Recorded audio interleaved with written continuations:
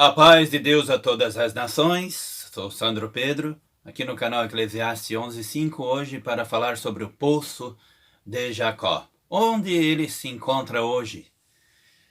Olhando aqui pelas pesquisas que eu fiz, o Poço de Jacó atualmente encontra-se dentro do complexo de um mosteiro ortodoxo oriental do mesmo nome, na cidade de Nablus, na Cisjordânia. O Poço de Jacó, também conhecido como Fonte de Jacó e Poço de Sicar, é um poço profundo escavado na rocha sólida que tem sido associado à tradição religiosa com Jacó por cerca de 2 milênios. Está situado a uma curta distância do sítio arqueológico de Tel Balata, que é considerado como o local de Siquém da Bíblia.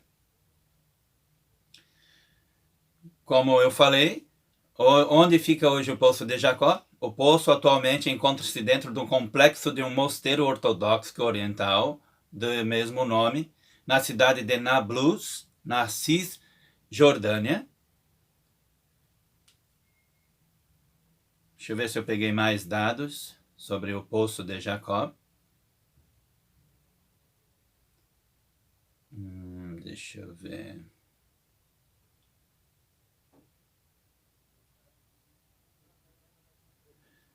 O Poço de Jacó, quando Jesus estava perto de um poço de Jacó, apareceu a mulher samaritana. Vamos ler esse capítulo, mas primeiro vamos ler a parte do Velho Testamento, ali em Gênesis. Ali em Gênesis 33, ali em Gênesis 33, versículos de 17 a 20. Jacó, porém, partiu para Sucote e edificou para si uma casa e fez cabanas para o seu gado. Por isso chamou aquele lugar Sucote. E chegou Jacó, salvo a Salém, cidade de Siquém, que está na terra de Canaã, quando vinha de Padã-Arã, e armou a sua tenda diante da cidade. E comprou uma parte do campo em que estendera sua tenda, da mão dos filhos de Amor, pai de Siquém, por 100 peças de dinheiro. E levantou ali um altar e chamou-lhe Deus, o Deus de Israel. Então vamos ler agora a parte de quando Jesus estava no lado do Poço de Jacó e apareceu a mulher samaritana.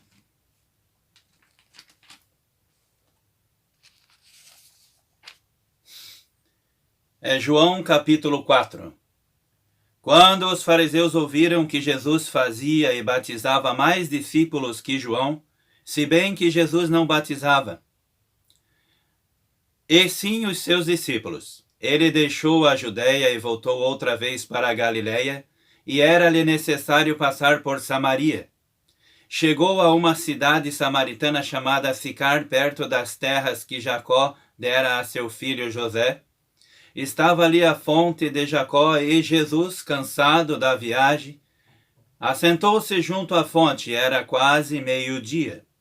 Vindo uma mulher samaritana tirar água, Jesus lhe disse: dai-me de beber. Seus discípulos não tinham ido à cidade para comprar comida. Disse-lhe a mulher samaritana: como sendo tu judeu me pedes de beber a mim, que sou mulher samaritana? Pois os judeus não se dão bem com os samaritanos. Respondeu-lhe Jesus: se conheceras o dom de Deus e quem é que te pede, dai-me de beber, tu lhe pedirias e ele te daria água viva.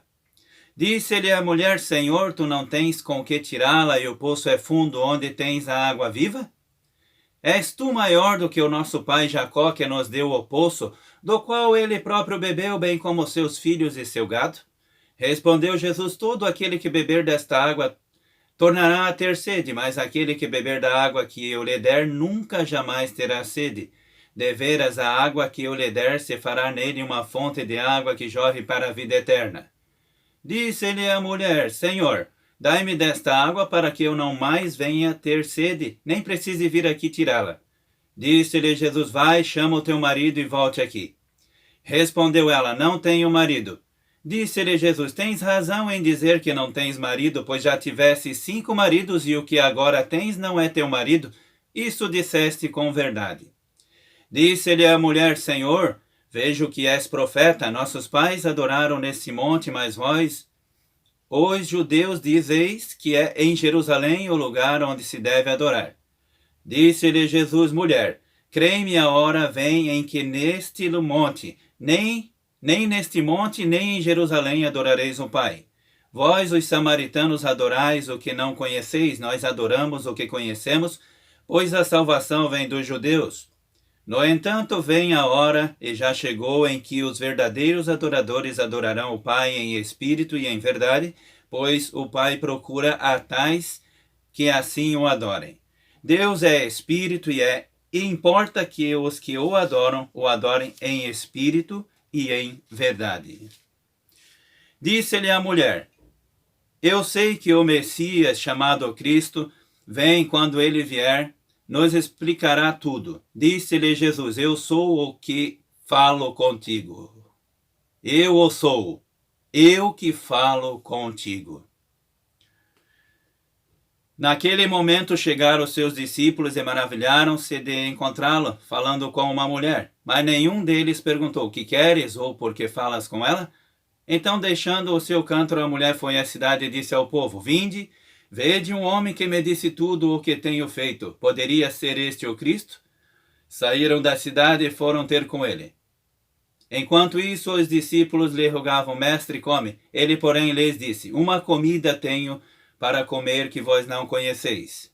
Então os discípulos diziam uns aos outros, será que alguém lhe trouxe comida? Jesus lhe disse, a minha comida é fazer a vontade daquele que me enviou e realizar a sua obra. Não dizeis ainda há 4 meses para a colheita? Eu vos digo, erguei os vossos olhos e vede os campos já estão brancos para a colheita.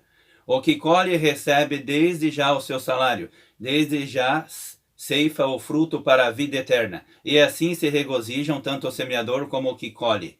Pois é verdadeiro o ditado, um é o semeador e o outro é o que colhe. Eu vos enviei a colher onde não plantaste, outros trabalharam, e vós entraram em seus trabalhos. Essa foi a passagem bíblica de quando Jesus estava no poço de Jacó. Apareceu a mulher samaritana. Falando em poço, contar um pouco da história de meu pai, que tem o sobrenome Pedro.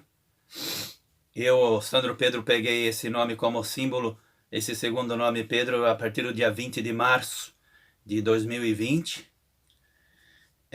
Contar a história de meu pai, que quando meu pai estava em cima de um poço aqui no Brasil, quando ele era adolescente, meu pai foi atingido por um raio quando estava num poço e caiu de cabeça.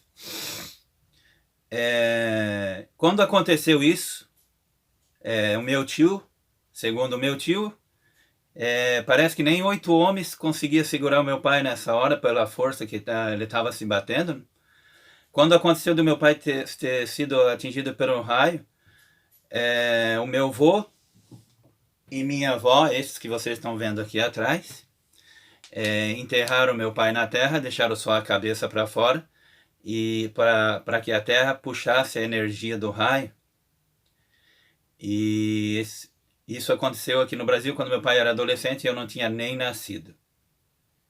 Esse aqui é o meu pai, que foi atingido por um raio. Graças a Deus, hoje está vivo. Deus permitiu que meu pai vivesse, senão também não estaria nem aqui hoje, porque Deus me fez nascer, né?